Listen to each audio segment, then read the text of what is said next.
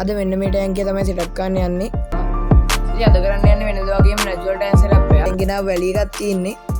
මේ ගොඩක් හොදන්න මේක මාරුන්ට ආදරය කරනවලු ඔදත් මගේ channel එකට ආයිබෝන් කියලා පිළිගන්නවා. ඉතින් අද කරන්න යන්නේ වෙනද වගේම නැචරල් ටැංක් සෙටප් එකක්. නැචරල් කියන්නේ මම මේකට පාවිච්චි කරලා තියෙන්නේ යට සබ්ස්ට්‍රේට් එක විදිහට මම පාවිච්චි කරලා තියෙන්නේ ඇලෙන් ගත්ත වැලි. තව මේක ඩිසයින් කරන්න මම අරන් තියෙන්නේ මේ වගේ පොඩි පොඩි ගල් අරන් තියෙන්නේ. ටැංක් සයිස් එක ගැන කිව්වොත් අඩි 2ක් දිගයි අඩි 1.5ක් උසයි අඩියක් පාර ටැංකියක් සෙටප් කරන්න හදන්නේ. මම ගාව ඉන්නවා මේ ගෝල්ඩ් ෆිෂර් සෙට් එකකුයි ට්‍රිටර් සෙට් එකකුයි.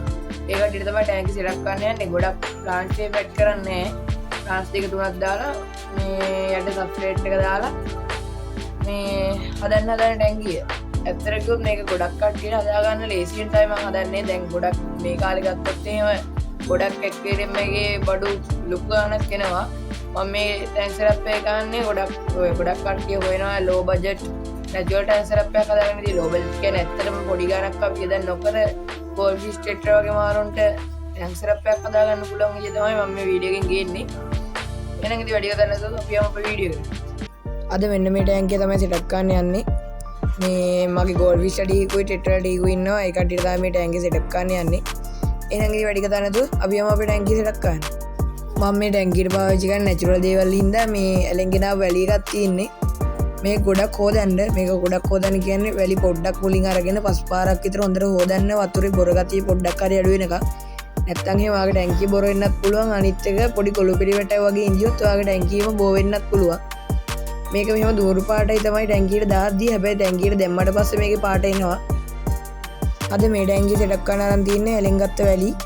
මේ ටික හොඳට හොදලා තමයි අරන් තියන්නේ. ඔය කට්ටියත් මේ වගේ වැලි ගන්නවා නම් හොඳට හොදලා ගන්න. ඔය කට්ටිය හොදගත්ත වැලි ටික පොඩ ටැංකියට එකතු ගන්න.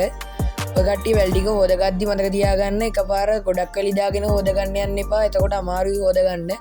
එන්න පොඩ හොදගෙන ටැංකියට දාන්න. ඔය කට්ටියට මේ වැලි එක නිකන් අමුතු මහ පාටක් පේනවා වෙන්න පුළුවන්. ඒ වුණාට මේ ඔක වතුර පුරවලා මේ රොම්මල ටික අරට බැස්සාම මේක හරියනවා.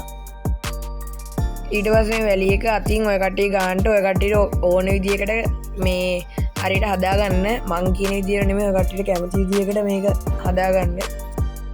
මම නම් මේක නෝමල් විදියට මම මේක නැචරල් ටැංක් සෙටප් එකක් හින්දා මම මේක යටට වැලි එක දාලා මේ ගල් ටිකක් තියලා ප්ලාන්ට් එකක් හිටවන්න හදන්නේ. අර ඒක ගොඩක් ලොකු ටැංක් සෙටප් ඕනෙත් නෑ ගෝල්ඩ් ෆිෂ් ටෙට්‍රා වගේ දාන හින්දා. ඊට පස්සේ ගල් ටික ඔය කට්ටිය කැමති විදියට තියාගන්න.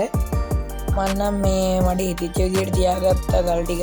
ඔය කට්ටියට ඕන විදියකට ගල් ටික තියලා මේ ඔය කට්ටියට සෙට් වෙන විදියකට ටැංකිය හදාගන්න.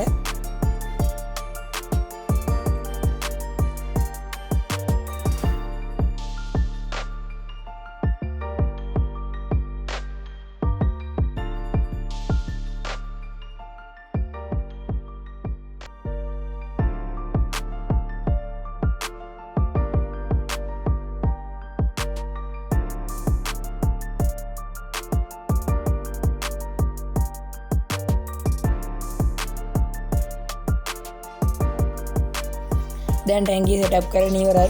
පේනවා ඉතින් හරිම ලේසි ටැංකිය සෙටප් කරන්න. මං ගා ප්ලාන්ට් එකක් තිබිලා ඒකත් ඔය මැද්දේ තිබ්බා. ඒක නම් අවුල් වගේ. ඔය කට්ටියත් මේ විදිහට හරි නැත්නම් ඔය කට්ටිය ඉතින් විදිහකට හරි ටැංකිය සෙටප් කරගන්න.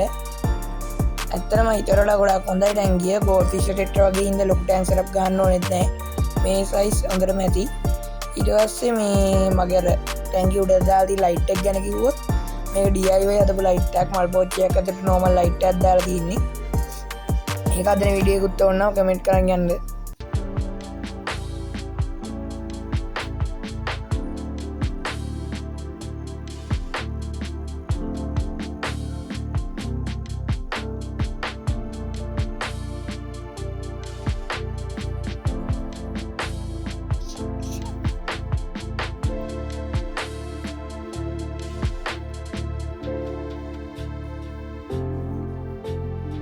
අදට මේ වීඩියෝ ඉවරයි. මේ ඔය කට්ටිය මේ ටැංක් එක සෙටප් කරන වීඩියෝ බලුවේ නැත්නම් ඔය කට්ටිය ටැංක් සෙටප් එකේ වීඩියෝ එකක් දාන්න. ඒ වගේ තමයි මම කලින් කරලා තිබ්බ බිග්නර්ස්ලාට හදන්න හොඳ නැති මාළු ගැන වීඩියෝ එකක්. ඔය කට්ටියට ඒක තේරෙනවා ඇති. බිග්නර්ස්ලාට කියන්නේ මුලින් පටන් ගන්න කට්ටියට කොහොමද හදන්න හොඳ නැති මාළු කියලා වීඩියෝ එකක් කරේ. ගොඩක් කට්ටිය වැරදි හිතන් ඉන්නවා ඇති මේ මම මේක මේ මාළු හදන්න එපා කියන මොස්ටර් මාළු මම කොයි වෙලේවත් මොන්ස්ටර් මාළු හදන්න එපා කියලා නෑ. මං ගාවත් තියෙන එලි ෆොන්ට් දෙකක්. ඒක ෆිල්ටර් රේෂන් ටික හදන ගමන් තියෙන ඒවා හදලා ඒවට මොන්ස්ටර් මාළු වැටෙනවා. ඔය කට්ටිය වීඩියෝ එකත් බලන්න. මේ ඒ වගේ තමයි මේ ටැංකියටත් ඔය කට්ටිය ගොඩක් කියලා කමෙන්ට් දාලා තිබ්බ මේ ටැංක් සෙටප් කරන වීඩියෝ එකට ඔස්කා දෙන්නෙක් ගියමු කියලා. ඔස්කා දෙන්නෙක් ගහලා තියෙන්නේ. අපි දෙන්නා මේ ටැංකියට දාන වීඩියෝ එකක් ගේන්නම්. මොකද ඔස්කා කියලාත් ඒ වීඩියෝ එකේ බලමු. ඒ වගේම මම අලුතෙන් ටැංකියක් ගේනවා මේ 6 feet ටැංක් එක. ඒක වීඩියෝ එක බලන්නත් මාව සබ්ස්ක්‍රයිබ් කරලා තියාගන්න. ඒ වගේ මේ වීඩියෝ එක හොඳයි කියලා හිතනවා ඔය කට්ටිය ලයික් කරලා ඔය කට්ටියගේ යාළුවෝ ඉන්නවනම් ෂෙයා කරලා සබ්ස්ක්‍රයිබ් කරලා මට හප්පයක් දෙන්න. එහෙනම් ඉතින් මේ වගේ දිගට මේ වගේ වීඩියෝ බලන්න අපිත් එක්කම ඉන්න. එහෙනම් ඉතින් හැමෝටම good bye.